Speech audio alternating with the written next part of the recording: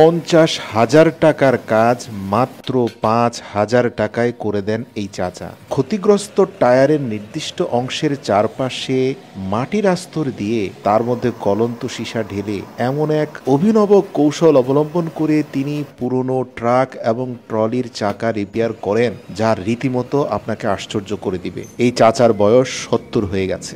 আপনারা জানেন, বৃহদাকার বড় টায়ার নষ্ট হয়ে গেলে নতুন টায়ার কিনতে হয়। এরকম একটা টায়ারের মূল্য 50,000 থেকে 1 লক্ষ টাকা পর্যন্ত হতে পারে। অথচ চাচা নিজের দক্ষতা, যোগ্যতা ও অভিনব কৌশল অবলম্বন করে অল্প সময়ে নিজের হাতে থাকা যন্ত্র ব্যবহার করে সহজে রিপেয়ার করে ফেলেন এই চাকা।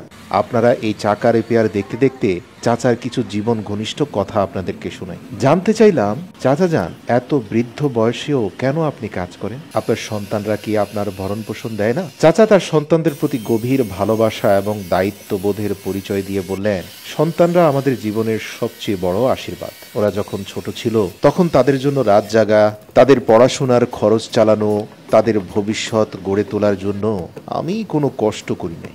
কিন্তু আজ তারা যখন নিজের পায়ে দাঁড়িয়েছে, আমি চাই না আমি তাদের জীবনের বোঝা হয়ে দাঁড়াই। চাচা বিশ্বাস করেন যে সন্তানদের জীবনে তাদের নিজস্ব দায়িত্ব এবং স্বপ্ন থাকে। তিনি বলেন, একজন পিতার দায়িত্ব হলো সন্তানদের সঠিক পথে পরিচালিত করা, রাস্তা দেখানো। কিন্তু যখন সন্তানরা বড় হয়ে যায় তখন তাদের নিজের জীবন চালানোর জন্য সময় দিতে হয়। যদি আমি তাদের জীবনে বাড়তি চাপ তৈরি করি তবে তা তাদের উপর জুলুম হবে। আমি তাদের সুখী এবং স্বাধীন দেখতে চাই। চাচা আরো বলেন, অনেক মানুষ বয়স হলে ভাবে তাদের সন্তানেরাই তাদের শেষ ভরসা। কিন্তু আমি মনে করি যতদিন আমার হাতে শক্তি এবং মনের জোর আছে ততদিন আমি নিজের পায়ে দাঁড়িয়ে থাকতে পারবো। এটা শুধুমাত্র আমার আত্মসম্মান বোধের জন্য নয়, এটা আমার সন্তানদের প্রতি আমার ভালোবাসার প্রকাশ। আমি চাই ওরা যেন জানে বাবা তাদের জীবন সহজ করতে চেয়েছে, কঠিন নয়। তিনি বলেন, যদি আমি কাজ ছেড়ে দিই এবং তাদের উপর 100% নির্ভরশীল হয়ে পড়ি তবে তাদের মনে একটি বোঝার অনুভূতি তৈরি হতে পারে। আমি চাই না ওরা আমাকে বোঝা মনে করুক, বরং আমি চাই ওরা গর্ব করে বলুক, আমাদের বাবা এখনো নিজের কাজ নিজে করতে পারে। এই গর্ব তাদের জীবনে আত্মবিশ্বাস যোগাবে।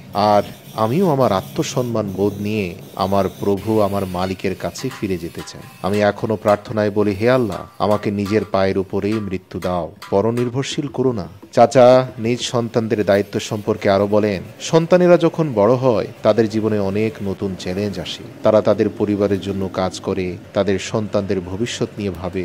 আমি যদি তাদের সেই সময়ে বাড়তি দায়িত্ব চাপিয়ে দেই তবে সেটা তাদের প্রতি অন্যায় হবে। তাই আমি সবসময় নিজেকে বলি, যতদিন সম্ভব নিজে কাজ করো। চাচার এই মনোভাব কেবল তার সন্তানদের জন্যই নয়, সমাজের জন্য একটি দৃষ্টান্ত।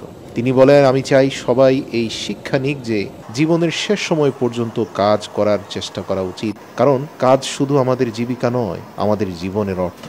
তার এই কথাগুলো শুধু আমাদের অনুপ্রাণিত করে না, আমাদের শেখায় কিভাবে জীবনকে গঠনমূলকভাবে পরিচালনা করতে হয়। তিনি আরো বলেন, আমাদের দায়িত্ব সন্তানদের বড় করে তোলা, তাদের জীবনের স্বপ্ন দেখানো এবং সেই স্বপ্ন পূরণে সাহায্য করা। কিন্তু তাদের স্বপ্ন পূরণ হয়ে গেলে আমাদের উচিত নিজেদের স্বপ্নকে ছোট না করা। আমাদের উচিত নিজেদের যোগ্যতা ধরে রাখা, যাতে সন্তানরাও আমাদের দেখে শক্তি পায়। চাচার এই কথাগুলো গভীর মানবিক মূল্যবোধে ভরা। তিনি কেবল একজন পিতা নন, একজন শিক্ষক। তিনি আমাদের শেখান আত্মনির্ভরশীলতা, ভালোবাসা এবং সেলফ রেসপেক্ট।